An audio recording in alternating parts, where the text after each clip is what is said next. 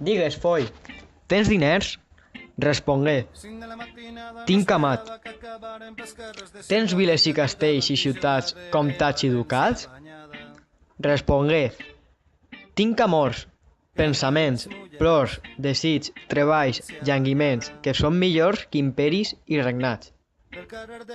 Desitjar l'amic solitud i anar a estar-se tot sol per tal de tenir companyia del seu amat, amb el qual està tot sol entre la gent. Demanaren a l'amic de què naixia l'amor i de què vivia i per què moria. Respongué l'amic que l'amor naixia del record i vivia de la intel·ligència i moria per l'oblit.